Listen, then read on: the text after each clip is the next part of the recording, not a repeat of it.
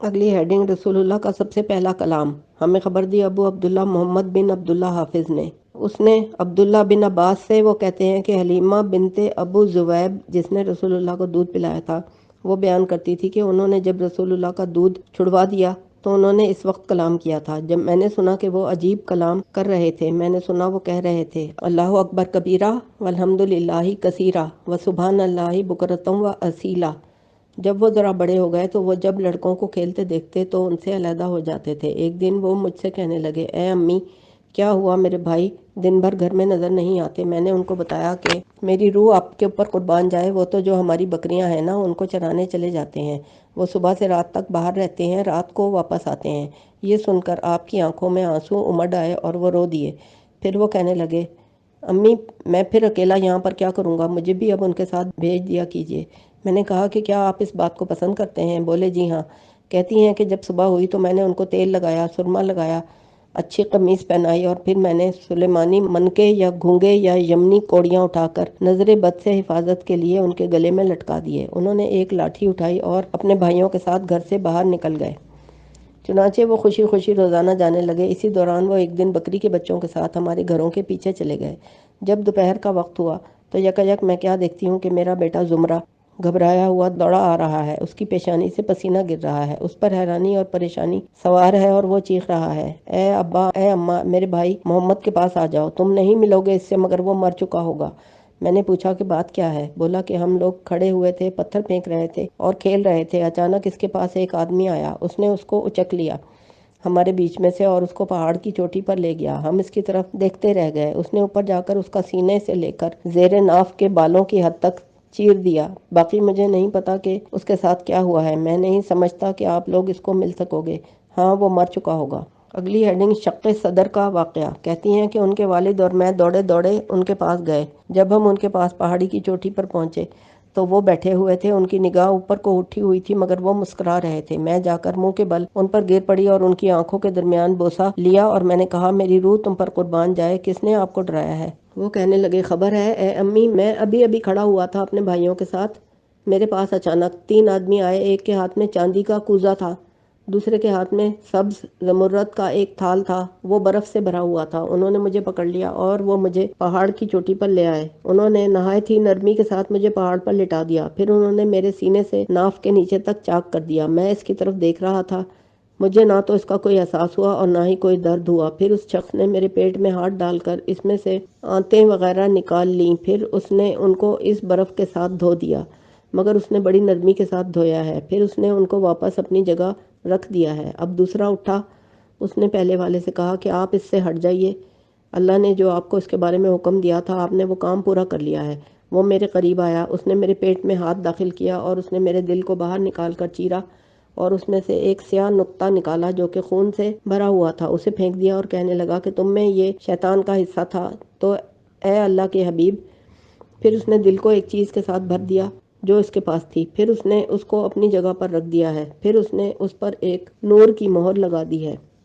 میں ابھی بھی اپنی رگوں میں دکھ لیتے جوڑوں میں اس کی ٹھنڈک محسوس کر رہا ہوں۔ پھر تیسرا آدمی اٹھا، اس نے ان دونوں سے کہا کہ تم دونوں نے وہ کام پورا کر لیا ہے جو اللہ نے تمہیں حکم دیا تھا۔ پھر وہ میرے قریب آیا، اس نے اپنا ہاتھ میرے سینے سے نیچے تک پھیرا جہاں تک چیرا گیا تھا، چنانچہ وہ درست ہو گیا۔ پھر فرشتے نے کہا، اس کو تولو اس کی امت کے ساتھ، 10 افراد کے ساتھ۔ انہوں نے مجھے تولا تو میں 10 افراد کے زیادہ بھاری ہو گیا۔ پھر اس نے کہا کہ اس کو اس کے حال پر چھوڑ دو، اگر تم اس کی پوری امت کے ساتھ تولو گے تو بھی یہ ان سب سے وزنی ہوگا۔ پھر اس نے میرا ہاتھ پکڑ کر نرمی سے اٹھا کر کھڑا کر دیا۔ پھر وہ مجھ پر اوندھے گر گئے، انہوں نے میرے سر پر بوسہ دیا اور میری آنکھوں کے درمیان بھی، اور کہنے لگے، اے اللہ کے حبیب، آپ ہرگز نہیں ڈرائے جائیں گے، اگر آپ جان لیں کہ آپ کے ساتھ کس قدر خیر ہے تو آپ کی آنکھیں ٹھنڈی ہو جائیں گی۔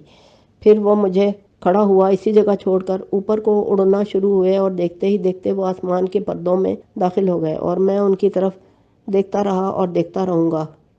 اگر میں چاہوں تو میں آپ کو ان کے داخل ہونے کی جگہ دکھا سکتا ہوں۔ اگلی ہیڈنگ، واقعہ شق صدر کے بعد کاہن کے پاس لے جانا۔ حلیمہ کہتی ہیں کہ میں نے محمد کو اٹھا لیا اور میں بنی سعد بن بکر کی منازل میں سے ایک منزل پر لے آئی۔ لوگوں نے مجھ سے کہا کہ اس کو کسی کاہن کے پاس لے جائیے تاکہ وہ اس کو دیکھے اور اس کا علاج کرے۔ حضور فرمانے لگے کہ مجھے کچھ بھی نہیں ہے جو تم لوگ ذکر کر رہے ہو، میں اپنے نفس کو صحیح سالم سمجھتا ہوں، الحمدللہ میرا دل بھی صحیح ہے۔ لوگوں نے کہا کہ اس کو جھپٹ ہو گئی ہے یا کوئی جن اس پر آ گیا ہے۔ حلیمہ کہتی ہیں کہ لوگ میری رائے پر غالب آ گئے، لہٰذا میں ان کو ایک کاہن کے پاس لے گئی اور میں نے کاہن کو اس کا سارا واقعہ سنا دیا۔ اس نے کہا آپ مجھے چھوڑیے، میں اس سے پوچھنا اور سننا چاہتا ہوں کیونکہ یہ لڑکا اپنے معاملے کو تم سے بہتر جانتا ہے۔ اے لڑکے آپ بولیے۔ سیدہ حلیمہ کہتی ہیں کہ میرے بیٹے محمد نے اس کو اول سے آخر تک اپنا پورا قصہ بتا دیا۔ چنانچہ سب کچھ سن کر ایک دم اچھل کر کاہن کھڑا ہو گیا اپنے پیروں پر اور اس کو اپنے سینے سے لگا کر بلند آواز کے ساتھ چیخا، اے آل عرب، اے آل عرب، تم لوگ خطرے سے آگاہ ہو جاؤ، تم لوگ اس لڑکے کو قتل کر دو اور مجھے بھی اس کے ساتھ قتل کر دو، کیونکہ اگر تم ان کو زندہ چھوڑو گے اور وہ جوان ہو جائے گا تو یہ تمہارے عقل مندوں کو بے وقوف قرار دے گا اور تمہارے دین کو جھوٹا قرار دے گا، اور وہ ضرور بالضرور تمہیں رب کی دعوت دے گا جس کو تم نہیں جانو گے، اور ایسے دین کی دعوت دے گا جس کو تم پسند نہیں کرو گے۔ حلیمہ کہتی ہے کہ جب میں نے اس کاہن کی بات سنی تو میں نے محمد کو اس کے ہاتھ سے چھین لیا اور اس نے کہا، تم ان سے زیادہ تنگ اور خوفزدہ ہو اور دیوانہ ہو، اگر مجھے پتا ہوتا کہ تم ایسی بات بکو گے تو میں تمہارے پاس لے کر ہی نہ آتی، تم خود ہی کوئی ایسا بندہ ڈھونڈو جو تمہیں قتل کر دے، ہم تو محمد کو قتل نہیں کریں گے۔ میں نے اسے اٹھایا اور اپنے گھر لے آئی۔ اگلی ہیڈنگ، ہر گھر میں خوشبو کا مہکنا۔ اللہ بہتر جانتا ہے کہ میں جس گھر میں ان کو لے کر گئی وہیں کستوری کی تیز خوشبو اس سے ہم نے محسوس کی، اور ہر دن ان پر 2 سفید کپڑوں والے آدمی اترتے تھے اور ان کے کپڑوں میں غائب ہو جاتے تھے اور ظاہر نہیں ہوتے تھے۔ لوگوں نے مجھ سے کہا کہ آپ اس کو اے حلیمہ اس کے دادا عبد المطلب کے پاس واپس کراؤ اور اپنی امان سے اس کو خارج کر دو۔ کہتی ہیں کہ میں نے بھی اس بات کا پکا ارادہ کر لیا۔ پھر میں نے ایک منادی کرنے والے کی منادی سنی جو آواز لگا رہا تھا کہ مبارک باد ہو تیرے لیے اے بطحائے مکہ، آج کے دن تیرے اوپر نور واپس کیا جائے گا اور دین اور حسن اور خوبصورتی اور کمال، تم امن میں رہو اس بات سے کہ تم رسوا کی جاؤ یا غمگین کی جاؤ عبدالآباد تک اور زمانوں کے زمانوں تک۔ اگلی ہیڈنگ، رسول اللہ کا اچانک غائب ہو جانا۔ وہ کہتی ہیں کہ پھر میں سوار ہوئی اپنی گدی پر اور میں نے حضور کو اپنے آگے بٹھا لیا۔ میں سفر کرتی ہوئی مکہ کے بڑے دروازے پر پہنچ گئی۔ وہاں لوگوں کی جماعت موجود تھی۔ میں نے حضور کو وہاں اتار دیا تاکہ میں اپنی ضرورت وہاں پوری کر لوں اور اپنا حلیہ درست کر لوں۔ میں نے دیوار گرنے جیسی ایک شدید ہیبت ناک آواز سنی۔ میں نے پلٹ کر دیکھا تو کچھ بھی نہ تھا، حضور غائب ہو چکے تھے۔ میں نے چیخنا شروع کر دیا، لوگوں میرا بچہ کہاں ہے؟ لوگوں نے کہا کہ کون سا بچہ؟ میں نے بتایا محمد بن عبداللہ بن عبد المطلب۔ اللہ نے جس کے ذریعے میرے چہرے کو رونق عطا کی، جس کے ذریعے اللہ نے میرے خاندان کو غنی کر دیا، جس کے ذریعے اللہ نے میری بھوک کو شکم سیری سے بدل دیا، میں اس کو پالتی رہی۔ جب میں نے اپنی خوشی اس کے ساتھ پالی اور اپنی آرزو پوری ہونے کا وقت آیا تو میں اس کو واپس کرنے لے آئی تھی اور اپنی امان سے خارج کرنے آئی تھی۔ میرے ہاتھ سے میرا بچہ اچک لیا گیا ہے، اس طرح کہ اس کے قدم ہی زمین پر نہیں لگنے دیے گئے۔ لات اور عزا کی قسم ہے اگر مجھے وہ نظر نہ آیا تو میں اپنے آپ کو پہاڑ کی چوٹی سے گرا کر پاش پاش کر دوں گی۔ لوگوں نے کہا ہم نے دیکھا کہ آپ قافلے سے غائب تھیں، آپ کے ساتھ محمد نہیں تھے۔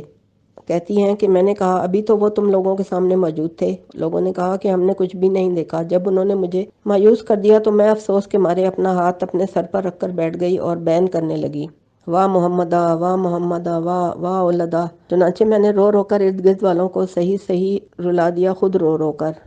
لوگ بھی میرے ساتھ زور زور سے رونے لگے میرے غم کی وجہ سے۔ اچانک میرے پاس ایک بوڑھے ضعیف آدمی نے آ کر کہا، جو کہ اپنی لاٹھی کا سہارا لے کر چل رہے تھے۔ اس نے مجھ سے پوچھا، اے حلیمہ سعدیہ تم کیوں رو رہی ہو اور لوگوں کو بھی رلا رہی ہو؟ میں نے کہا کہ میرا بیٹا محمد مجھ سے گم ہو گیا ہے۔ اس نے کہا کہ مت رو، میں تمہیں وہ شخص بتاتا ہوں جو اس کے بارے میں جانتا ہے، اگر وہ چاہے تو تیرے پاس واپس بھی لوٹا سکتا ہے۔ میں نے کہا کہ مجھے ضرور بتائیے۔ اس نے بتایا، سب سے بڑا بت۔ کہتی ہے کہ میں نے کہا تیری ماں تجھے گم پائے، شاید تجھے نہیں پتا کہ جس رات کو محمد پیدا ہوئے اس رات لات اور عزا کا کیا حشر ہوا تھا۔ بوڑھے نے کہا کہ شاید آپ اول فول بک رہی ہو اور تمہیں معلوم ہی نہیں کہ تم کیا کہہ رہے ہو۔ چلو میں چلا جاتا ہوں، بت کے پاس جا کر تیری طرف سے دعا کرتا ہوں اور سوال کرتا ہوں کہ وہ آپ کا بیٹا واپس کرا دے۔ حلیمہ کہتی ہے کہ پھر وہ بوڑھا اندر داخل ہوا، میں اس کو دیکھ رہی تھی۔ اس نے حبل کے گرد 7 چکر لگائے اور اس کے سر پر بوسہ دیا اور اس نے اس کو پکارا، اے میرے سردار، تو ہمیشہ سے قریش پر انعام کی نوازش کرتا رہتا ہے، یہ سعدیہ عورت ہے، یہ کہتی ہے کہ اس کا بیٹا بھٹک گیا ہے۔ وہ کہتے ہیں کہ حبل منہ کے بل گر گیا اور سارے کے سارے بت ایک دوسرے پر گر گئے، اور ان سے آواز آئی، ہم سے ہٹ جائے شیخ، ہماری ہلاکت محمد کے ہاتھ پر ہے۔ کہتی ہیں کہ میں نے دیکھا کہ بوڑھے کے دانت بج رہے تھے اور اس کے گھٹنے کانپ رہے تھے۔ اس نے اپنی لاٹھی پھینکی اور وہ رونے لگے اور کہہ رہے تھے، اے حلیمہ نہ رو، تیرے بیٹے کا ایسا رب ہے جو اس کو ضائع نہیں ہونے دے گا، تم آرام سے اس کو تلاش کر لو۔ کہتی ہیں کہ مجھے ڈر لگنے لگا کہ کہیں یہ خبر مجھ سے پہلے عبد المطلب کو نہ پہنچ جائے، لہٰذا میں نے ان کے پاس جانے کا ارادہ کر لیا۔ جب میں ان کے پاس پہنچی تو انہوں نے مجھے پریشان دیکھتے ہوئے پوچھا، کیا تیرے ساتھ سعادت اتری یا نحوست؟ کہتی ہیں کہ میں نے کہا بلکہ بہت بڑی نحوست ہے۔ وہ مجھ سے سمجھ گئے اور کہنے لگے، لگتا ہے کہ تیرا بیٹا تجھ سے بھٹک گیا ہے۔ کہتی ہیں کہ میں نے کہا جی ہاں، کچھ ایسا ہی ہوا ہے، بعض قریش نے اس کو دھوکے سے پکڑ کر قتل کر دیا ہے۔ لہٰذا عبد المطلب نے فوراً تلوار سونت لی اور غصے سے آگ بگولا ہو گئے، اور وہ جب غصے میں آتے تو ان کے غصے کی وجہ سے کوئی بھی ان کے آگے نہیں ٹھہرتا تھا۔ انہوں نے انتہائی اونچی آواز کے ساتھ پکارا، یا یسیلو، یہی جاہلیت میں ان کی پکار ہوتی تھی۔ چنانچہ تمام قریش ان کی ایک آواز پر جمع ہو گئے۔ انہوں نے پوچھا، اے ابو الحارث، کیا بات ہے، کیوں بلایا ہے؟ انہوں نے بتایا کہ میرا بیٹا محمد گم ہو گیا ہے۔ قریش نے کہا، آپ سوار ہو جائیے، ہم بھی آپ کے ساتھ سواریاں لے کر چلتے ہیں تلاش کرنے کے لیے۔ آپ اگر گھوڑے دوڑائیں گے ہم بھی آپ کے ساتھ دوڑائیں گے، آپ اگر سمندر میں گھسیں گے ہم بھی آپ کے ساتھ گھسیں گے۔ چنانچہ وہ سب سوار ہو کر تلاش میں نکل کھڑے ہوئے۔ انہوں نے بالائی مکہ اور زیری مکہ چھان مارا، جب کچھ بھی نظر نہ آیا تو انہوں نے گلے میں دوسری قمیض بدلی اور سر پر چادر بھی، اور بیت اللہ کے ساتھ مرتبہ انہوں نے طواف کیا اور یہ شعر کہا۔ ترجمہ ہے، میرے رب، بے شک محمد نہیں مل رہا، لہٰذا میری پوری قوم پریشان ہے۔ اس کے بعد ہم لوگوں نے ایک منادی کرنے والے کی منادی کو سنا جو فضا کی ہوا میں کہہ رہا تھا، اے قوم قریش کی جماعتوں، مت چیخو، بے شک محمد کا ایسا رب ہے جو اس کو بے یار و مددگار نہیں چھوڑے گا اور نہ ہی اس پر ظلم ہونے دے گا۔ عبد المطلب نے جو رب سے کہا، اے حاتف، ہمیں کون اس کے بارے میں بتائے گا؟ کہتے ہیں کہ حاتفوں نے کہا کہ وہ وادی تہامہ میں برکت والے درخت کے پاس بیٹھا ہے۔ چنانچہ عبد المطلب ادھر ہی متوجہ ہو گئے۔ جب کچھ راستہ طے کیا تو ان کو ورقہ بن نوفل ملے، لہٰذا اب وہ دونوں ساتھ ساتھ تلاش کرنے لگے۔ وہ اسی طرح گھوم رہے تھے کہ کیا دیکھتے ہیں کہ نبی کریم ایک درخت تلے کھڑے ان کی ٹہنیاں کھینچ کر اس کے پتوں کے ساتھ کھیل رہے ہیں۔ عبد المطلب نے کہا، تم کون ہو اے لڑکے؟ جواب ملا، میں محمد بن عبداللہ بن عبد المطلب ہوں۔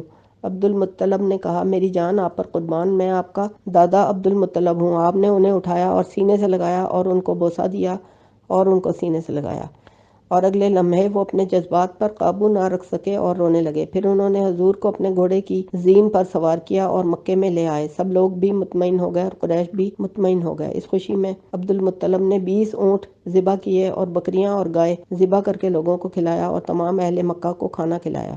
اگلی ہیڈنگ ہے، حلیمہ سعدیہ کے انعام۔ حلیمہ کہتی ہیں کہ پھر عبد المطلب نے میرا سامان تیار کروایا اور احسن طریقے سے مجھے دیا اور احسن طریقے پر روانہ کیا۔ میں اپنے گھر لوٹ آئی تو دنیا کی ہر خیر میرے پاس تھی۔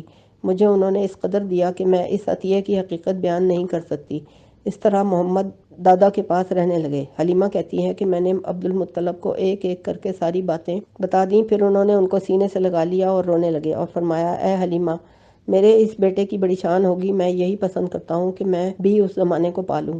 ہمیں خبر دی ابو عبداللہ حافظ نے، مختلف واسطوں سے ہوتے ہوئے، خالد بن معدان سے، اس نے اصحاب رسول سے، انہوں نے ان سے کہا تھا کہ آپ اپنی ذات کے بارے میں کچھ خبر دیجئے، لہٰذا انہوں نے بات ذکر فرمائی۔ فرمایا، میں سعد بن بکر دودھ پلوایا گیا۔ ایک دن میں اپنے بھائی کے ساتھ اپنی بکریوں کے بچوں کے ساتھ کھڑا ہوا تھا کہ اچانک 2 آدمی نمودار ہوئے۔ ان دونوں نے سفید کپڑے زیب تن کر رکھے تھے، ان کے پاس ایک برف سے بھرا ہوا سونے کا تھال تھا۔ ان دونوں نے مجھے لٹا دیا اور دونوں نے مل کر میرا پیٹ چاک کر دیا۔ اس کے بعد انہوں نے میرا دل نکالا اور اس سے ایک خون کا لوتھڑا جو کہ سیاہ نکالا، اس کو انہوں نے پھینک دیا۔ پھر انہوں نے میرے دل اور پیٹ کو اس برف کے ساتھ دھو دیا۔ جب انہوں نے اس کو صاف کر لیا تو اس کے بعد اپنی جگہ پر اس کو لگا دیا۔ اس کے بعد ایک نے دوسرے سے کہا کہ اس کو تولو، اس کی امت کے 10 افراد کے ساتھ۔ اس نے تولا تو میں بھاری ہو گیا ان سے۔ پھر اس نے کہا کہ اب اس کو اس کی امت کے 100 افراد کے ساتھ تولو۔ پھر اس نے مجھے 100 افراد کے ساتھ تولا تو میں ان سے بھی بھاری ہو گیا۔ پھر اس نے کہا کہ اس کو 1000 کے ساتھ تولو۔ اس نے مجھے 1000 افراد کے ساتھ وزن کیا تو میں ان سے بھی بھاری ہو گیا۔ پھر اس نے کہا کہ اس کو اس کے حال پر چھوڑ دو، اگر تم اس کو اس کی پوری امت کے ساتھ وزن کرو گے تو بھی یہ ان سے بھاری ہو جائے گا۔ اور ہمیں اس کی خبر دی ہے ابو عبداللہ حافظ نے۔ اس نے یحییٰ بن جودہ سے، وہ کہتے ہیں کہ رسول اللہ نے فرمایا، میرے پاس 2 فرشتے 2 سارس اور 2 بگلوں کی شکل میں آئے، ان کے پاس برف تھی اور اولے اور ٹھنڈا پانی تھا، دونوں میں سے ایک نے میرا سینہ کھولا اور دوسرے نے اپنی چونچ کے ساتھ پانی بھر کر اس میں ڈالا اور اس کو دھویا۔ یہ روایت مرسل ہے۔ تحقیق حدیث سے شق صدر اپنی صحیح موصول اسناد کے ساتھ روایت کی جا چکی ہے۔ ہمیں خبر دی محمد بن عبداللہ حافظ نے، اس نے انس بن مالک سے یہ کہ رسول اللہ نے فرمایا کہ ان کے پاس جبرائیل علیہ السلام آئے جبکہ حضور لڑکوں کے ساتھ کھیل رہے تھے، انہوں نے حضور کو پکڑ کر اٹھایا اور ان کے دل کو چیرا اور دل کو نکالا اور اس سے خون بستہ نکالا اور کہا کہ تم میں یہ شیطان کا حصہ ہے۔ اس کے بعد انہوں نے سونے کی تھال میں دل کو زمزم سے دھویا، پھر صاف کر کے اپنی جگہ پر نصب کر دیا۔ لڑکے بھاگتے ہوئے اپنی ماں کے پاس گئے، یعنی دودھ پلانے والی کے پاس، اور کہنے لگے محمد قتل کر دیے گئے۔ وہ سامنے آئے تو وہ صاف رنگ حشاش بشاش کھڑے تھے۔ حضرت انس کہتے ہیں کہ میں اس سلائی کے نشانات حضور کے سینے پر دیکھتا تھا۔ مسلم نے اس کو شیبان بن فروخ سے روایت کیا ہے۔ اہل مغازی کے نزدیک جو معروف ہے یہی اس کے موافق ہے۔ تحقیق ہمیں خبر دی ہے ابو الحسن علی احمد بن عبدان نے، وہ کہتے ہیں کہ اس نے انس سے، وہ کہتے ہیں رسول اللہ نے فرمایا، میرے پاس لوگ آئے اور میں اپنے گھر میں تھا، مجھے زمزم کے پاس لے جایا گیا، پھر میرا سینہ کھولا گیا، زمزم کے پانی سے دھویا گیا، اس کے بعد سونے کا ایک تھال لایا گیا، وہ ایمان اور حکمت سے بھرا ہوا تھا، اس سے میرے سینے میں بھر دیا گیا۔ انس کہتے ہیں کہ رسول اللہ ہمیں اس چیرنے کا نشان دکھاتے تھے۔ اس کے بعد فرشتے مجھے آسمان دنیا کی طرف لے گئے، اس نے دروازہ کھولا، پھر حضور نے معراج کی بات ذکر کی۔ مسلم نے اس کا صحیح میں نقل کیا ہے۔ مختلف واسطوں سے ہوتے ہوئے اس نے نبی کریم سے، اور زہری روایت کرتے ہیں انس بن مالک سے، وہ ابو ذر سے، وہ نبی کریم سے، اور قتادہ روایت کرتے ہیں انس بن مالک سے، وہ مالک بن صوصا سے، وہ نبی کریم سے۔ اور احتمال ہے کہ یہ واقعہ 2 مرتبہ ہوا ہو، ایک تو اس وقت جب حضور ابھی اپنی رضائی ماں کے پاس تھے، سیدہ حلیمہ کے پاس، دوسری مرتبہ اس وقت جب وہ مکے میں تھے بعثت کے بعد شب معراج میں۔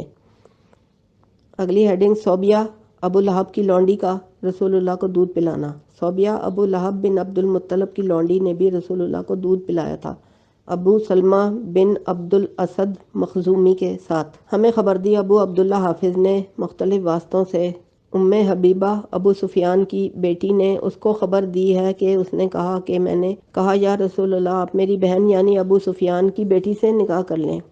کہتی ہیں کہ حضور نے فرمایا کیا تم اس بات کو پسند کرتی ہو؟ وہ کہتی ہیں کہ میں نے عرض کیا جی ہاں یا رسول اللہ، آپ کے معاملے میں فکر سے آزاد نہیں ہوں اور میں اس کو پسند کرتی ہوں جو مجھ کو خبر میں شریک کرے، یعنی میری بہن کے معاملے میں۔ کہتی ہیں کہ رسول اللہ نے فرمایا یہ نکاح میرے لیے حلال نہیں ہے۔ کہتی ہیں کہ میں نے عرض کیا اللہ کی قسم یا رسول اللہ، بے شک ہم لوگ باتیں کرتے ہیں کہ آپ ارادہ رکھتے ہیں کہ آپ درہ بنت ابو سلمہ سے نکاح کریں۔ حضور نے پوچھا کہ ام سلمہ کی بیٹی؟ میں نے کہا ہاں جی ہاں۔ حضور نے فرمایا اللہ کی قسم یہ نہیں ہو سکتا، یہ جب ہو سکتا تھا کہ یہ بات نہ ہوتی، یعنی وہ میرا ربیہ میری زیر پرورش ہے، میری گود میں ہے، میرے لیے حلال نہیں ہے، بے شک وہ میرے رضائی بھائی کی بیٹی ہے۔ مجھے اور ابو سلمہ کو صوبیہ نے دودھ پلایا تھا، آپ اپنی بیٹیاں اور بہنیں مجھ پر نکاح کے لیے پیش نہ کریں۔ عروہ کہتے ہیں کہ صوبیہ ابو لہب کی لونڈی تھی اور ابو لہب نے اس کو آزاد کر دیا تھا، پھر اس نے رسول اللہ کو دودھ پلایا تھا۔ چنانچہ جب ابو لہب مر گیا تو اس کے گھر والوں نے خواب میں اس کو بری حالت میں دیکھا تو اس سے پوچھا کہ آپ نے کیا پایا؟ ابو لہب نے بتایا کہ میں نے تم لوگوں سے جدا ہونے کے بعد کبھی کوئی نرمی نہیں پائی سوائے اس کے کہ میں نے صوبیہ کو آزاد کرنے کے بدلے میں پانی پلایا گیا ہوں۔ اور اس نے اس چھوٹے سے برتن کی طرف اشارہ کیا جو انگوٹھے اور اس کے متصل انگلیوں میں تھا، یا انگلیوں کے اور انگوٹھے کے درمیانی مختصر فاصلے کا اشارہ کیا۔ بخاری نے صحیح میں اس کو نقل کیا ہے۔ اگلی ہیڈنگ ہے بی بی ام ایمن حضور کے بڑے ہونے تک پرورش کنندہ تھی۔ ہمیں خبر دی ابو بکر احمد بن حسن قاضی نے، مختلف واسطوں سے ہوتے ہوئے یہ حدیث بیان کی ابن شہاب سے، اس نے یونس بن مالک سے کہ انہوں نے کہا جب مہاجر مکے سے مدینہ آئے، اس نے اس بات میں حدیث ذکر کی اور اس میں بی بی ام سلیم نے حضور کو خوشبو پیش کی تھی۔ حضور نے ام ایمن کو عطا فرمائی جو حضور کی مولات تھیں، یہ ام اسامہ بن زید تھی۔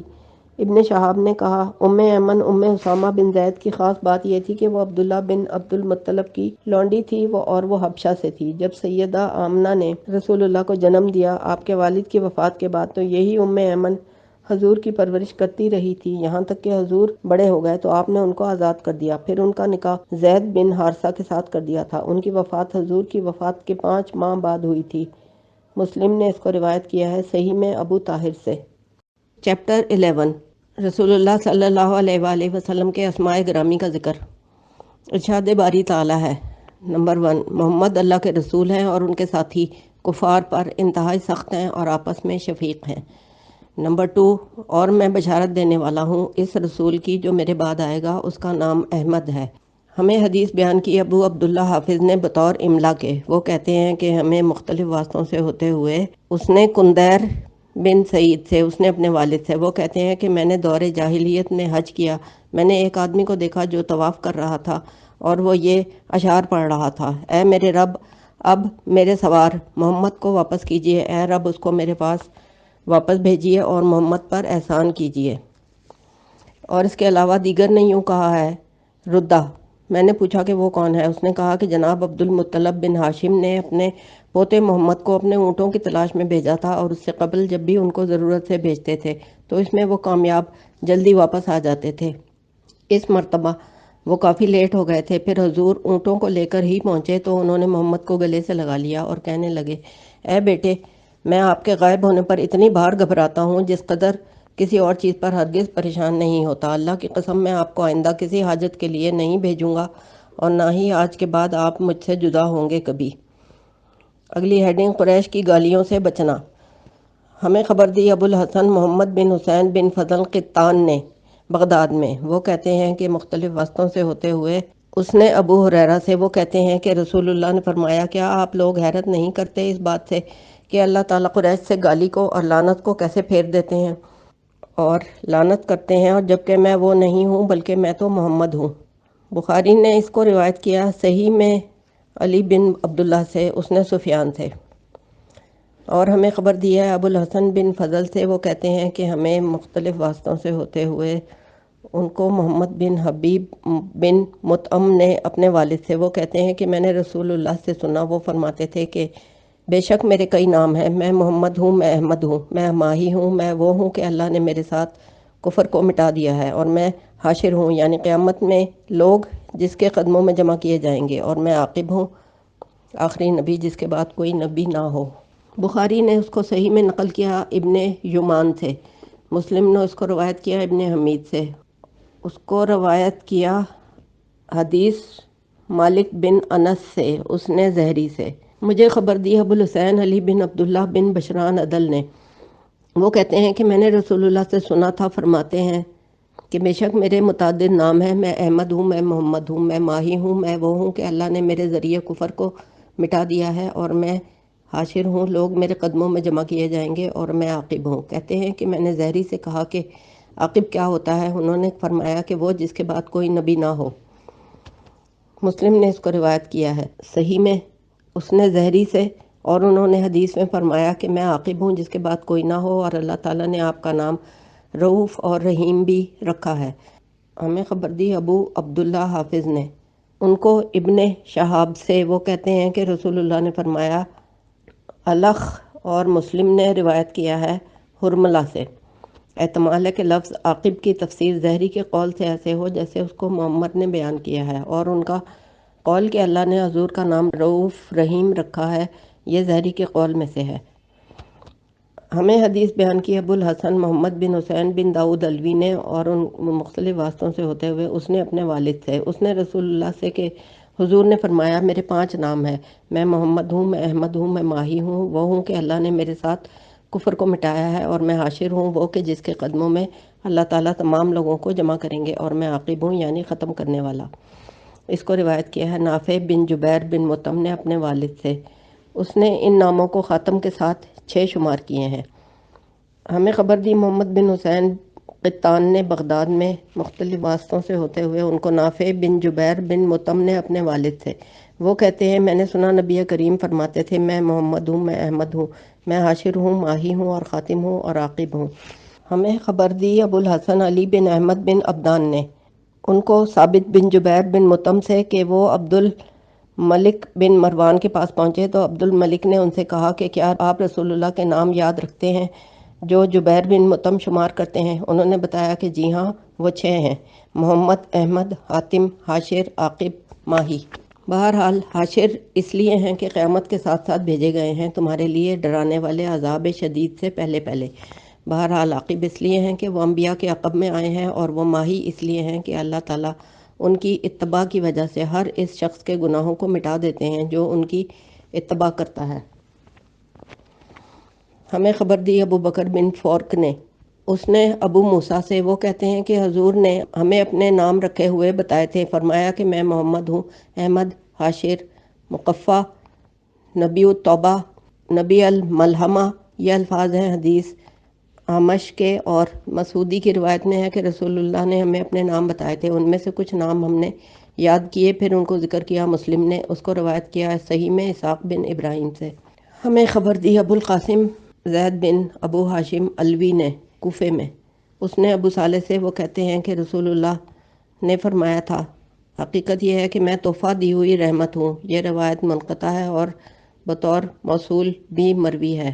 ہمیں خبر دی ابو عبداللہ حافظ نے، اور ان کو ہوتے ہوئے اس نے ابو ہریرہ سے، کہ رسول اللہ نے فرمایا، انما انا رحمتم مہدہ، سوائے اس کے نہیں کہ میں عطا کی ہوئی رحمت ہوں۔ یہ الفاظ حدیث اسفرائینی کے ہیں اور ابو عبداللہ کی روایت میں ہے۔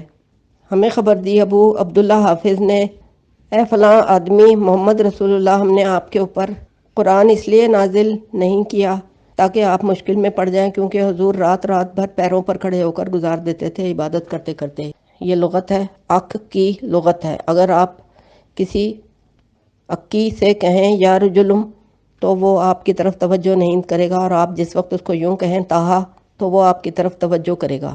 یہ اللہ کے اس قول کے بارے میں ہے، تاہا وما انزلنا علیک القرآن لتشقی، کہ اس سے مراد ہے، اے فلاں آدمی محمد رسول اللہ، ہم نے آپ کے اوپر قرآن اس لیے نازل نہیں کیا کہ تاکہ آپ مشکل میں پڑ جائیں۔ اگلی ہیڈنگ ہے 2 ناموں والے 5 انبیاء۔ ہمیں خبر دی ابو عبداللہ حافظ نے، اس نے سنا ہوتے ہوئے وہ کہتے ہیں کہ خلیل بن احمد نے کہا کہ 5 انبیاء 2 ناموں والے ملے ہیں، محمد اور احمد ہمارے نبی کریم صلی اللہ علیہ وآلہ وسلم، نمبر 2 عیسیٰ اور مسیح علیہ السلام، نمبر 3 اسرائیل اور یعقوب علیہ السلام، نمبر 4 یونس اور ذوالنون علیہ السلام، 5 الیاس و ذوالکفل علیہ السلام۔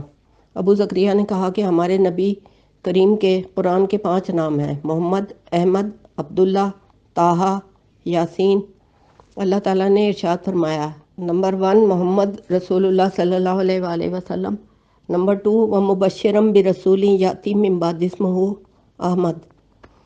لیلۃ الجن میں کھڑے ہوئے، اور ترجمہ ہے، قریب ہے کہ وہ لوگ اس پر نمدہ اور ٹاٹ بن جاتے، کہ وہ بعض پر واقع ہوئے تھے جیسے نمدہ ہوتا ہے، اون سے تیار کیا جاتا ہے اور بعض کے اوپر رکھی جاتی ہے، لہٰذا وہ لبد اور ٹاٹ ہو جاتا ہے۔ اور اللہ تعالیٰ ارشاد فرماتا ہے، طٰہٰ ما انزلنا علیک القرآن لتشقی، اور قرآن مجید ظاہر ہے کہ محمد رسول اللہ پر نازل کیا گیا تھا، کسی اور پر نہیں۔ تو پھر طٰہٰ سے مراد بھی حضور ہیں، گویا طٰہٰ ان کا نام ہے۔ اور اسی طرح اللہ تعالیٰ نے فرمایا، یاسین، یعنی اے انسان، اور انسان سے مراد یہاں عاقل یعنی انسان کامل ہے، اور وہ محمد رسول اللہ ہیں۔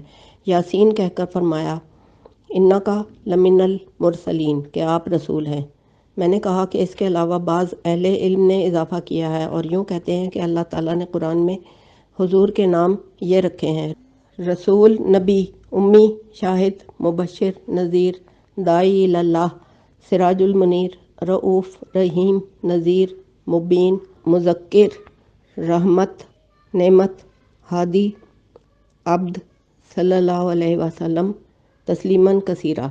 ہمیں خبر دی حسین بن فضل نے، وہ کہتے ہیں کہ عبداللہ بن جعفر نے حدیث بیان کی مختلف واسطوں سے ہوتے ہوئے، ان کو مسیب بن رافع نے، وہ کہتے ہیں کہ کعب نے کہا کہ اللہ تعالیٰ نے محمد سے فرمایا، اے میرے بندے، میں نے آپ کا نام پسندیدہ اور منتخب شدہ توکل کرنے والا نام رکھا ہے۔ ہمیں خبر دی ابو عبداللہ حافظ نے، ان کو سفیان بن عینیہ نے علی بن زید سے، وہ کہتے ہیں کہ میں نے اس سے سنا، کہتے تھے جمع ہو جاؤ اور باہم مذاکرہ کرو کہ عرب جو شعر کہتے ہیں کہ ان میں سب سے زیادہ خوبصورت شعر کون سا ہے۔ لوگوں نے جمع ہو کر اجتماعی طور پر کہا کہ وہ شعر سب سے زیادہ خوبصورت ہے جو ابو طالب نے نبی کریم کے بارے میں کہا تھا۔